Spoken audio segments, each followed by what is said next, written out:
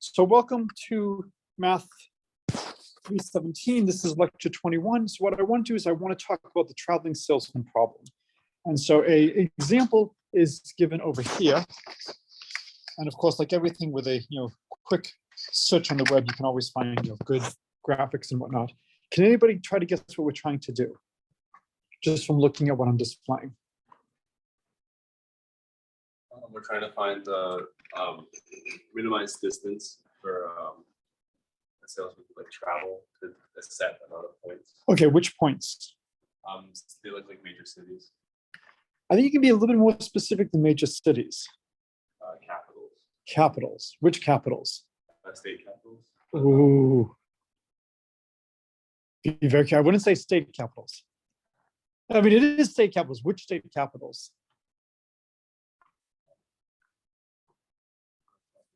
The continental or the lower 48. You got to be very careful. We are not including driving to Alaska or Hawaii for obvious reasons. Now, you could, of course, include travel by plane, in which case you could fly to Honolulu and Juneau.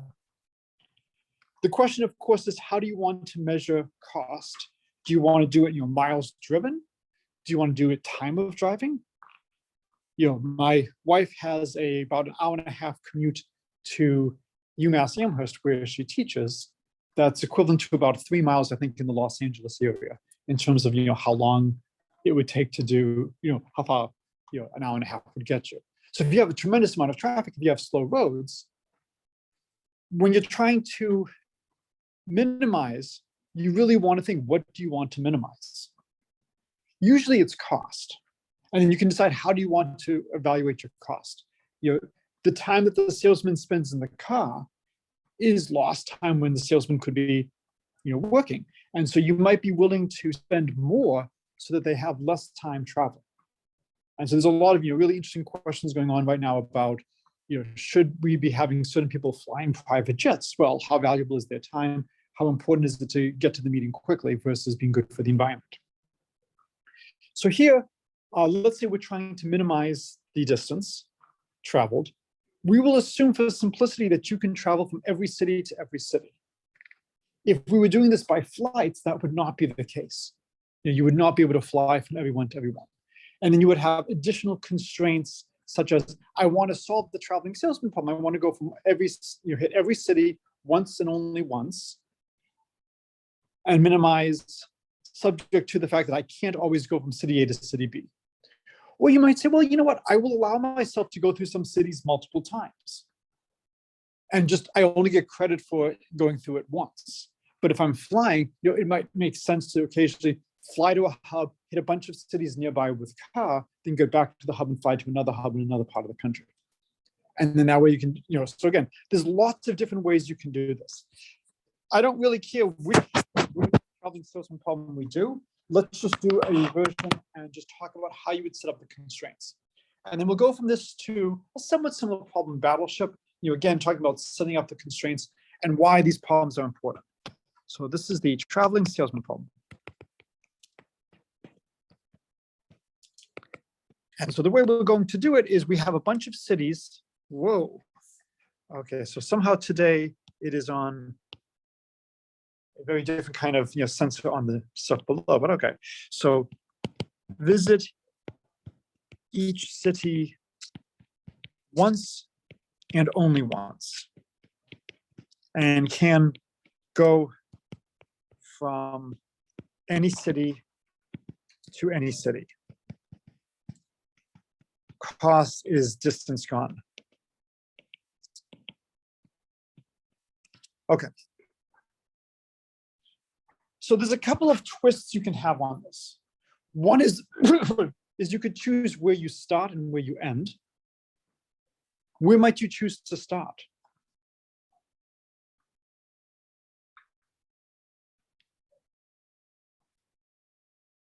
So if you're doing this problem, where might you choose to start?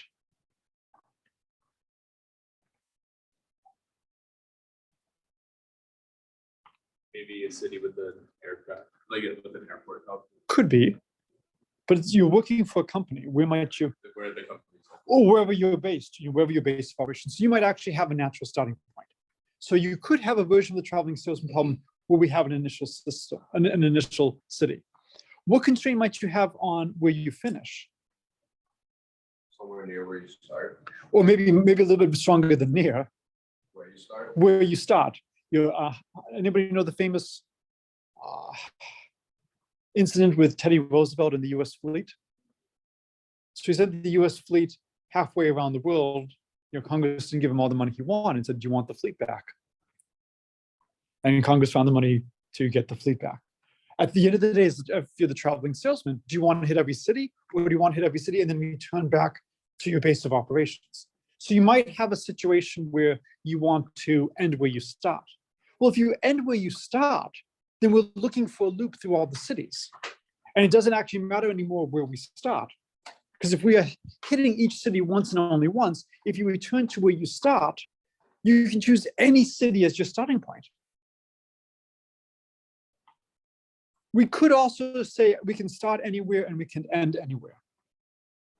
So if we want to start anywhere, so if start and end anywhere, what I might do is I might have a special start city and a special end city, and then have a bunch of cities over here. And then maybe what I'm going to do is I'll have, something like this, where in every blue city, I enter and leave it once. And for the red cities, one red city I enter but do not leave, and one red city I leave but do not enter. So it's sometimes useful to add additional cities that don't actually exist. If I want to say I can start anywhere I want to treat all of my cities as equal. So again, there's lots of different ways you can do this, very similar to the canonical linear programming problems we set up. Depending on how you have things written, it might be convenient to just add a few extra cities in terms of just how you want to phrase things.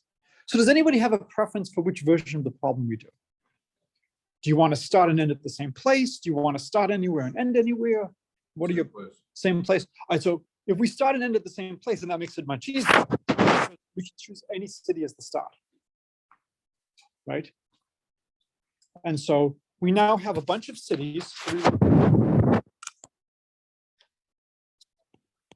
Assume start and end at the same place. So we want to come up with some constraints. We have a bunch of cities, and we want to figure out, what paths should we take? And again, just, drawing something like this. Any city could be the starting point because it's a closed cycle. Okay.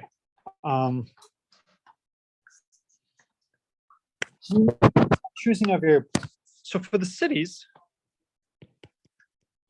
let's say it's 1, 2, all the way up to city capital C. And so little c will be an individual city. And what I'm going to do now is I'm going to introduce a time variable. We're going to move in steps. And so one time unit will be how much it takes me to go from one city to the next. So it may not be the same amount of time, but I'm just saying my first travel, my second travel, my third travel. And so my random variable will be xtij will be 1 if at time t leave I for j and 0 otherwise. So I think this is a really good random variable. It's binary. So at time t, if I leave city I for city j, it's 1, and otherwise it's 0. Okay, is everybody comfortable with this as a good choice of a random variable? I'm kind of confused why it doesn't count the number of times between cities. Well, what I'm just saying is I'm having time move in discrete units. First leg of my trip, second leg of my trip, third leg of my trip. So when t equals 0, that's the start. And so at time 0, I'm going to leave some city. And then at time 1, I'm going to leave the city I just arrived at. And then at time 2, I'll leave the city I just arrived at. So how many units of time will there be? So t goes from 0 to what? J minus 1. Not j minus 1. How many cities do we have? C. C. Yes. To big C minus 1. Right. So we have to figure out what should our constraints be. So can somebody give me a constraint?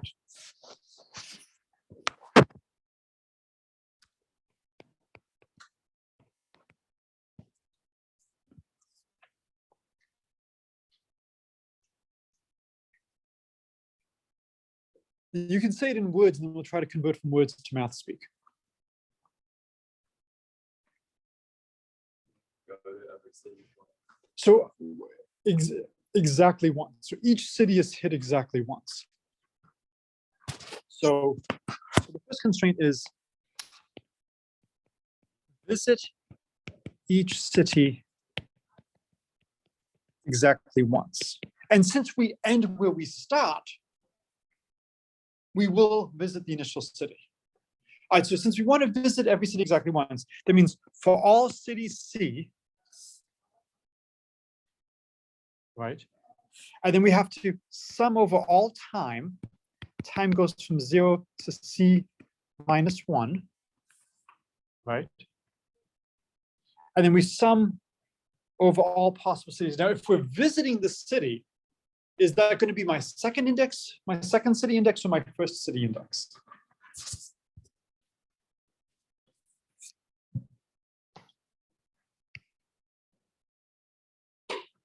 So here's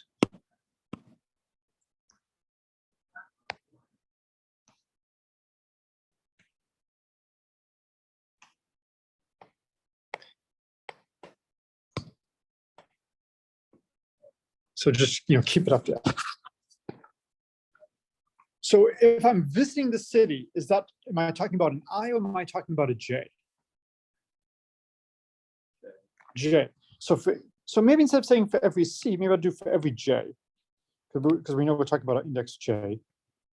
So then it would be the sum I goes from 1 to C, X T I J.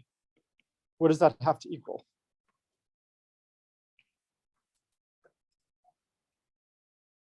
One. So this will tell us that each city is visited exactly once. What else do we need?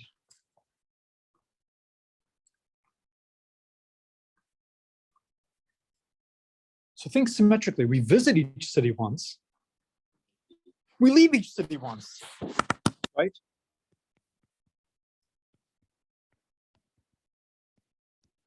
So what do you think that would be?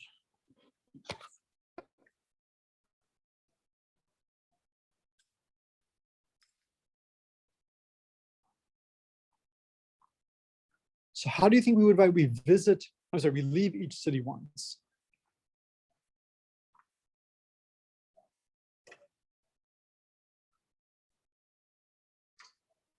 So how would we modify the constraint that we have?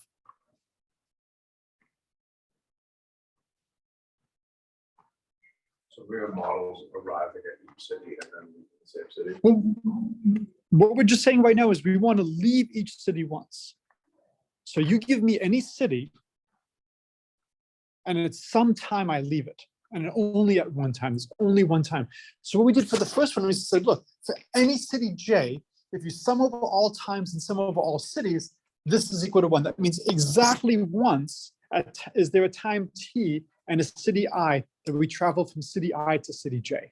So this should be the same concept for the second. Right, it should be very similar. So how do we change for all J? What does that become? For all I, so we're doing I as our input city, then we'll still have a sum. T goes from 0 to C minus 1 over all possible times. Now, what does the I sum become? Now it becomes a J sum. The sum J equals 1 to C, XTIJ equals 1. And so that means you give me any city and I leave it only once. Is this enough? Is this the only set of constraints we need? Every city is hit once and only once. Every city is left once and only once.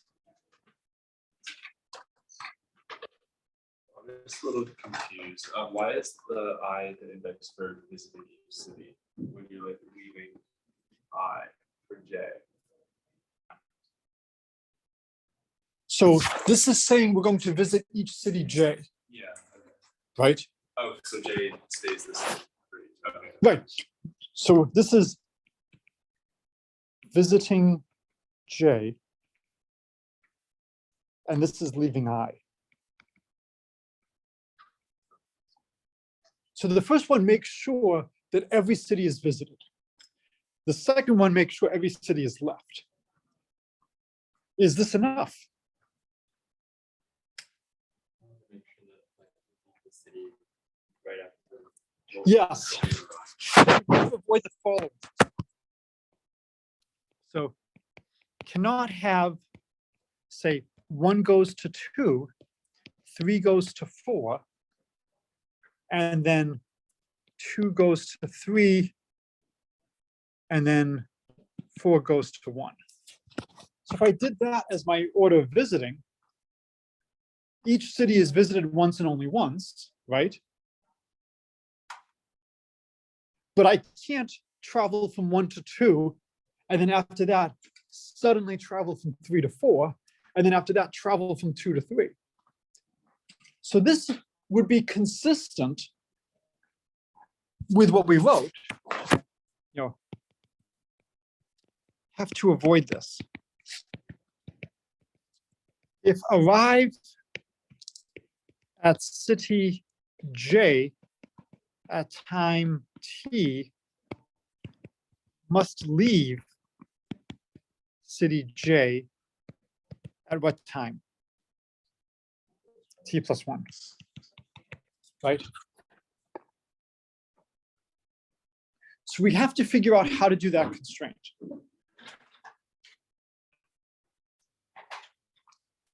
And we have to think, do we want to do this as a constraint on the cities, or do we want to do it as a constraint on the time?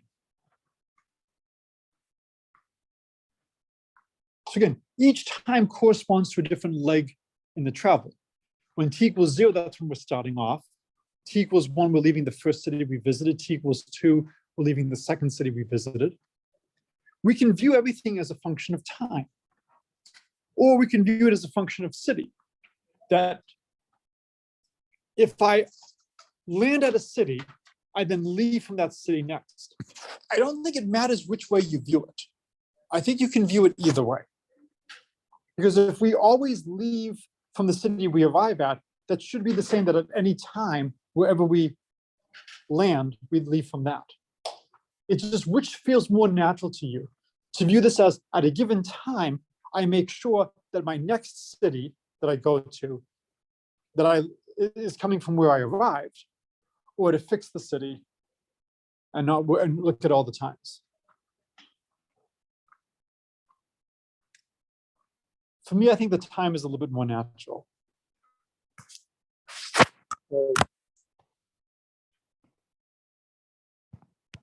at time T,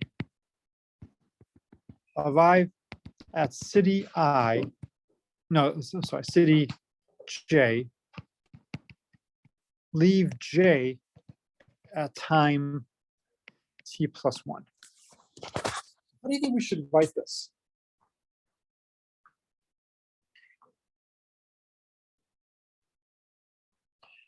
So this is the hardest part of all these linear programming problems, is how do you come up with the constraints? Now, for the previous constraints, it's actually very straightforward to just write it down. You know, for all J, this double sum equals 1. This is going to be a row of my matrix A. And this is going to give me, you know, capital C rows, 1 for each J. Then the next one gives me another capital C rows, 1 for each I. it was very easy for me to just state. But now for here, how should we do this?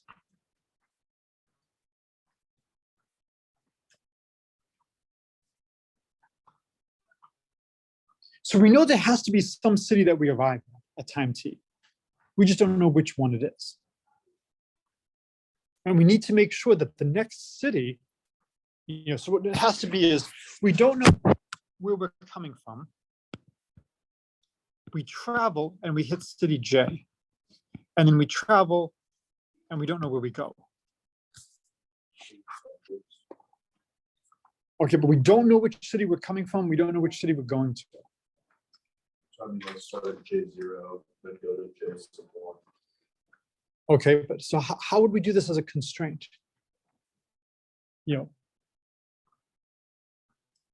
I'm deliberately not using the word that will give away how we do this. Think back to what we've learned to linearize things. What kind of words or systems do we have? What tools did we learn to linearize things? We could use an if. If we're at, if we're arriving at J, so if arrive at J at time t, then leave J at t plus 1. So we could try to do something like that. Would it work to model it as, like, if J's even, then we know that, and if we're arriving and if J's odd, No, because there's nothing about even or odd. I'm saying it takes us each 1 unit of time to get to each city. Right. And we stay there for one city, then like no map out.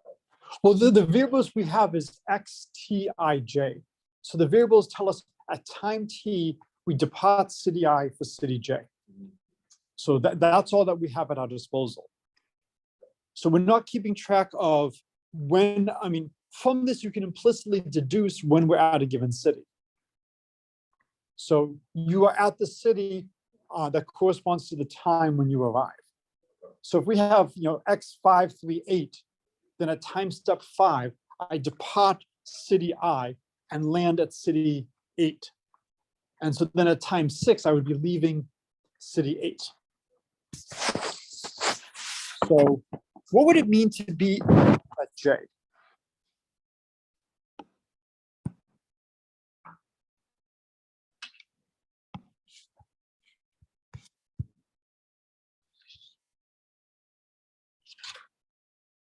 It's time t. So what does it mean to arrive at J at time t? Can someone give me a math speak for that?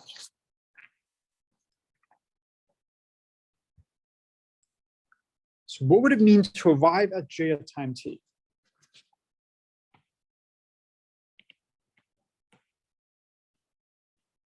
So what must be true? X equals 1. Which x? So the function that we have. Variable. But my reading variable has 3 subscripts, x, t, I, j. So what must be true if we're arriving at a city j at a time t? Some I to make it 1. So there's some I that makes it 1. So we can sum. Right, so when you say there's some I, it's actually some I. S-U-M, not S-O-M-E. So if we sum I equals 1 to C, we sum over all the cities of X, T, I, J, that equals 1. Exactly 1 city goes to J at time T. So we actually have a really nice way of writing down what does it mean to arrive at J at time T. One of these variables has to be 1. What does it mean to leave J at time T plus 1? So leave J at time t plus 1.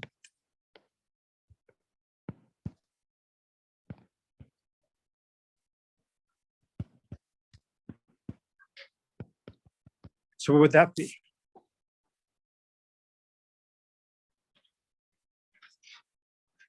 So what would it mean if we're leaving J at time t plus 1?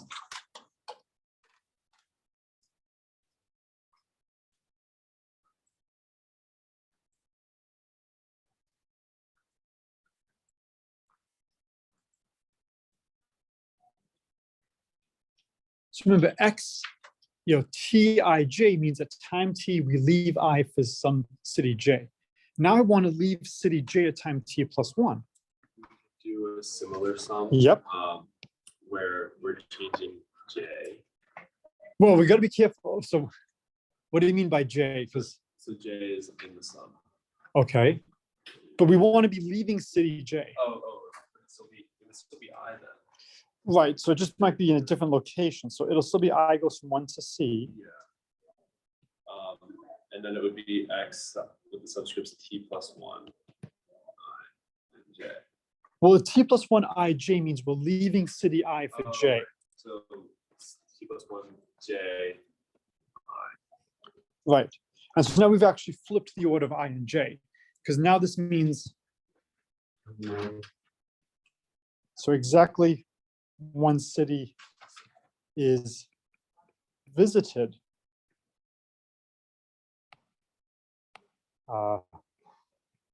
from j at time t plus 1. And we want that to equal 1. So now we have our condition. So if the sum I equals 1 to big C of xtij equals 1, then the sum I equals 1 to C of xt plus 1 ji equals 1.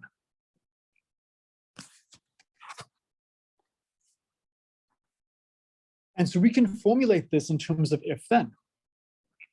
So we have, if this happens to be 1, then this sum has to be 1 as well. Okay. Is this all we need now? So we now have 3 conditions. The first 2 were very straightforward. This sum is 1. The second one is this sum is 1. The third one is if then. Will this guarantee that you will return to where you start?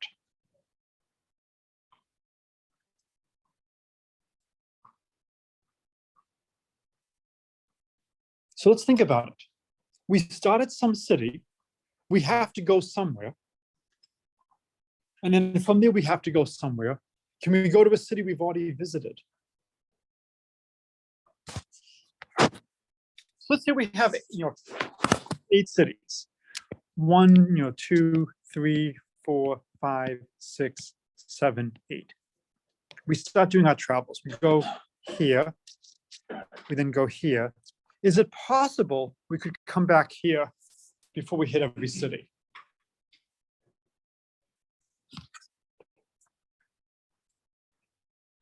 Is this possible? Does it count as visiting when we leave the first city? Well, so here, let me give the cities labels. 1, 2, 3, 4, 5, 6, 7, 8. So we go 1 to 2, then we go 2 to 7, then we go 7 to 1. We have to note that we visited city 1 when we start there, or is it just count as a departure? Well, we are now at city 1, so where do we have to leave from? City 1 again. City 1. And so wherever we go, what now must be true about city 1? It was left twice. So leave city 1 twice violates conditions. So our conditions are strong enough to prevent a small cycle like this from happening. Because if this happens, we're then leaving city one again. So if you think about it, we can't go from city 7 to city 1. We have to go someplace else. And we keep going, and we can't revisit a city we've already done unless it's the final move. And so this is, a really nice feature of the way we've set it up, is the only time we're going to come back is at the very end. We know exactly how many steps there have to be. And that's the advantage of a lot of games. For a lot of games, you know precisely how many steps it will take or how many moves it will take before the game ends. And so you can ensure that certain things happen. So for this, we do not have to worry about returning to a city we visited before the final move. So now the question becomes, how quickly will the linear programming problem work? How quickly will it solve this?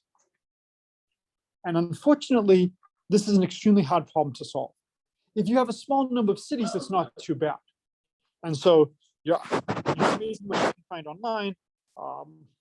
I found, some, animated GIF where they go through different iterations and they keep track of, the total distance traveled.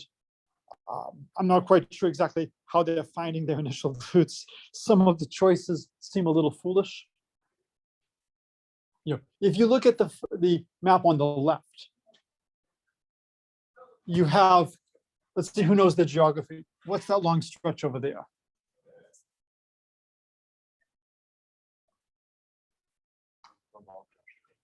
Okay, so what is the capital of Vermont?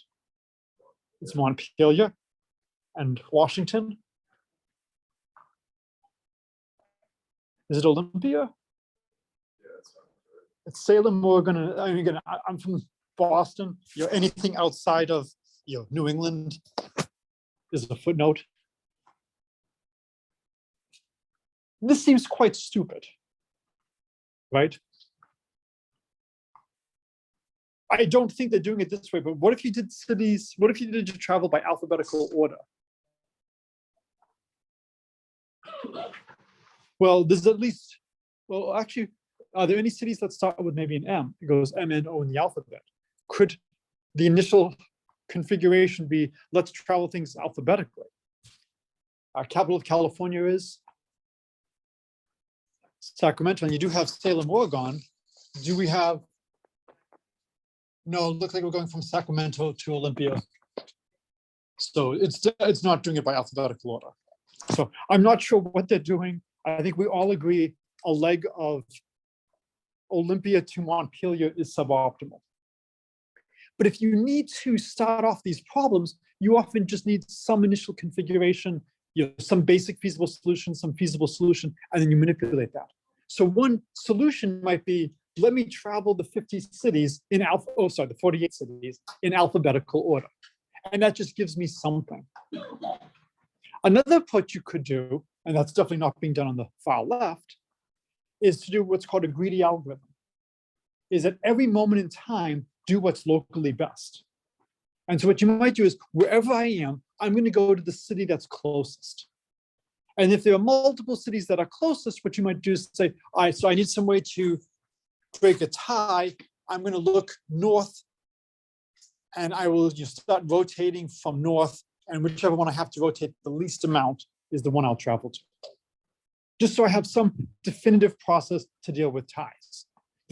It's unlikely that there would be an exact tie, but just in case you want to have a procedure. And so I now have some configuration that starts the problem. And then frequently, once you have a configuration that is feasible, you can then play games on that and manipulate things and see how rapidly things change.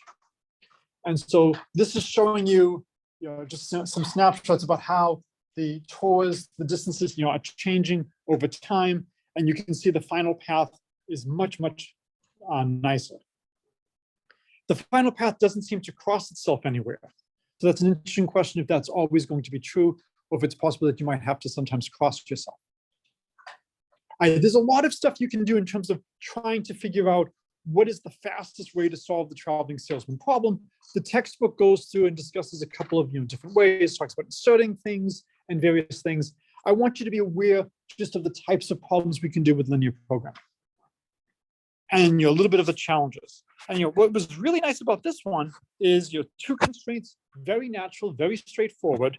The last one, a little bit more involved. But this is something that I really want you to get to the point where you can do is, given a problem, can you take this problem and convert it to math speak? And then once it's in math speak, now we have tools to do it. So I've said this numerous times. I was actually impressed with the AP calculus exam with how much of it was, if we give you a decent calculator, can you solve problems? Can you actually use the technology to do things? Like, how many of you have ever played Battleship? How many people do you play with? One other person. So not everybody is fortunate enough to have a friend. So there's actually a one-person version of Battleship. Has anybody played one-person Battleship? It's a little bit easier to get a friend, but anyways. So we will do one-person Battleship. All right. So it looks something like this. Is everybody okay if I don't draw a perfectly accurate Battleship board?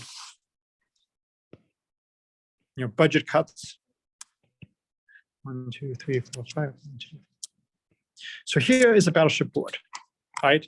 So let's say I'm going to put down a couple of ships. And I'll use some different colors for them.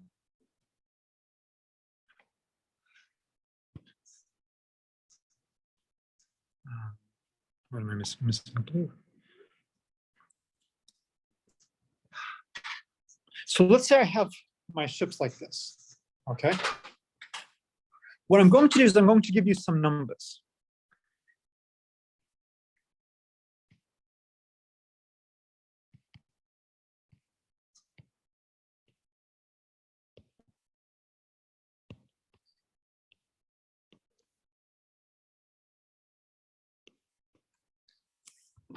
Well, let me make sure I haven't made any mistakes.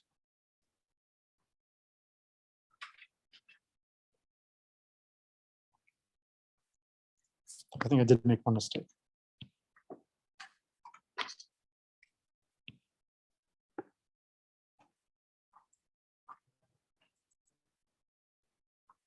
Okay. Can anybody tell me how I got these numbers?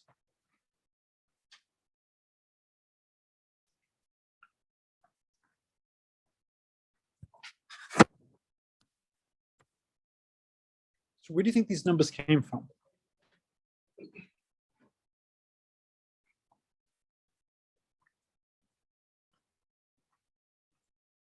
How many spaces in a column or row are taken up by? Excellent. So counts the number of entries filled in the row or column.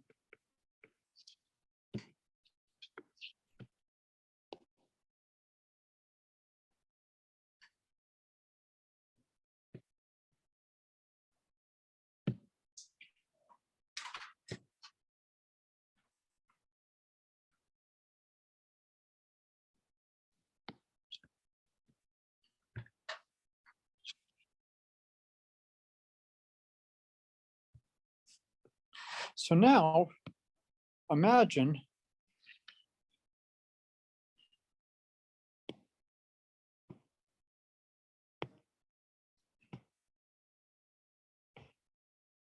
I just give you this. And again, apologies for the fact that this is not well drawn, but it should hopefully be drawn well enough for you to understand.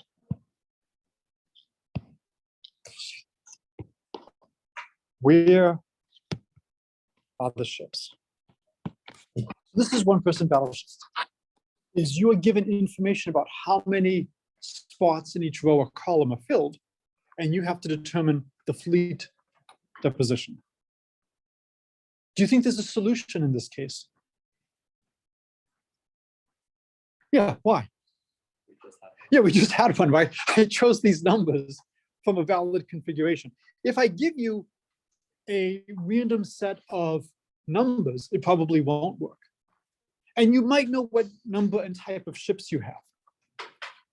So for those of you who know Battleship, can anybody tell me how many ships and what type you have, what sizes in the classic game? One that's 5. One that's 5, that's the carrier. One that's 4. That's the battleship. One that's 2. That's the destroyer. 2, that's 3, the cruiser and the submarine. So I could tell you what ships you have. And that, of course, would be a tremendous advantage to know what ships you have. So maybe given size and number of ships. Okay. And so my question is, if I give you this information, can you figure out the fleet deployment? And if so, is the fleet deployment always going to be unique, or could there be more than one solution? In the original battleship, if we use the original battleship fleet, do you think you'll be able to uniquely determine where the carrier, battleship, cruiser, submarine, and destroyer are?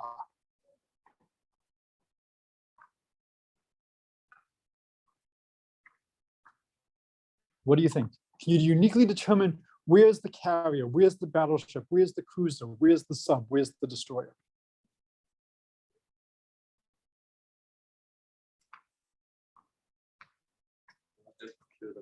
Yeah, 2 of them are the same size. So the cruiser and the submarine are the same size. So there's clearly going to be an issue like that. And then maybe there could be some ways, could I do a ship?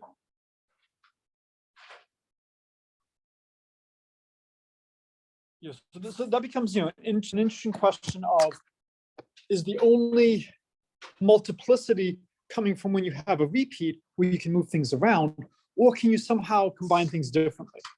So for instance, well, I could put a cruiser and a destroyer, which adds up to 5.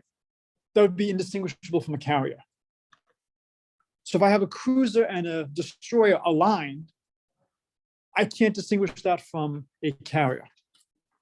So when you're trying to solve a problem like this, you will not always be able to uniquely determine the fleet deployment. So you might ask a weaker question. If I can't determine, where the ships are, is there at least only one configuration of filled-in squares that would work? I don't necessarily know which one is the destroyer, which one is the cruiser, and so on and so on. But can I at least get to the point where I know these are the squares that have to be filled and nothing else will work? All right. Given that no one in this class, I think, has ever played one-person Battleship, this is probably something that you're never going to do in life. Can anybody give me a reason why we might actually care about a game like this? This has tremendous applications right now.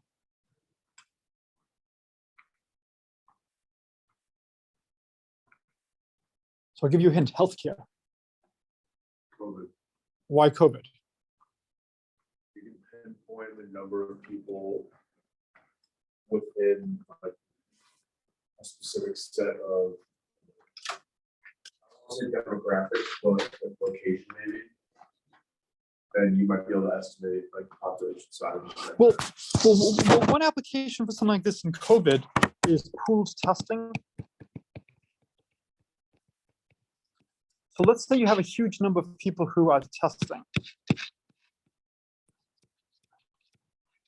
It's expensive to test somebody for COVID.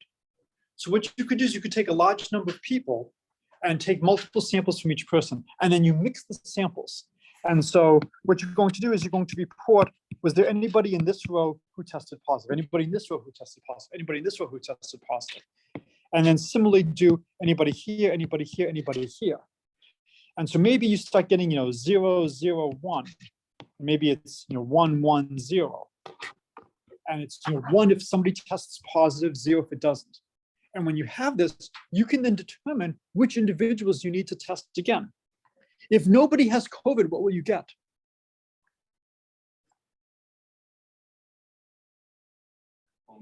Only zeros. So if nobody has COVID, you get only zeros. What if exactly one person gets only one person has COVID? You'll just have 1, 1, and you can uniquely determine it. What if 2 people have COVID? only like 1. One possibility is if 2 have COVID, one possibility could be a configuration like this.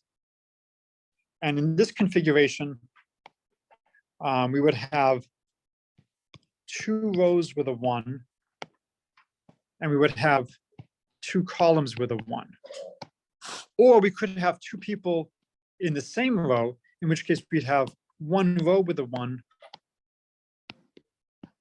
but 2 columns with a 1. But of course, in the first configuration, this person and this person, we don't know what's going on, right? If they have COVID or not, we can't tell. So, doing something like this in terms of looking at information by rows, information by columns, this was extremely useful during the pandemic in terms of rapidly testing large numbers of people with finite resources. We only have so many tests and the tests are expensive. If you can figure out whom to test again, well, if you test everybody individually, that's n squared tests. How many tests are there now? There's 2n initially, and then hopefully it reduces greatly the number of people you have to test again. So if there's not that many positive cases, this is great. This is not the main application, but it's a nice application. Another application of this is for medical industry. Let's say you have a cancer or a tumor, and they're trying to figure out where is it. And so what they do is they shine some radiation and try to look for things. And you might get results from different slices. And so if it's a blocking, you might not be able to see what's behind it. And so the idea is, by getting some data in slices, can you then put that together and get a sense of what's going on inside? And you may not be able to get a complete picture, because of, I don't have my Rubik's Cube on me, but if you imagine a 3x3 Rubik's Cube, there are 26 pieces. You never move the center of the cube. That's unavoidable. If all of the stuff surrounding the center are infected, when I'm scanning, I'm not going to be able to go through them. And so I have no idea what's going on in the center.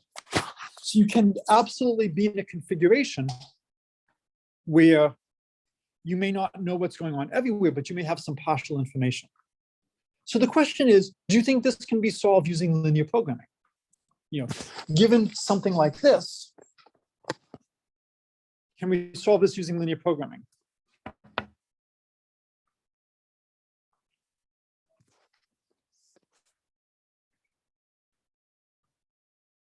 So I'm giving you some information and I'm asking you, can you find a configuration? Well, if there happens to be a configuration, we know we'll be able to find one. And what you can do is you can choose each one of these. You can choose variables. I maybe have different ships, and my variables will be, if I start ship red at this location going horizontally versus, start ship red at this point going vertically. And then we make sure that no 2 ships occupy any spots in the same. So there's lots of ways you could set this up. When we do a linear programming problem, we need an objective function, right? What should the objective function be?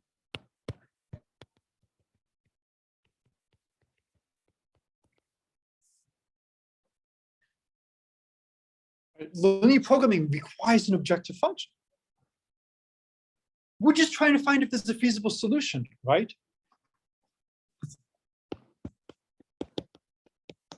Take anything. It's absolutely wonderful.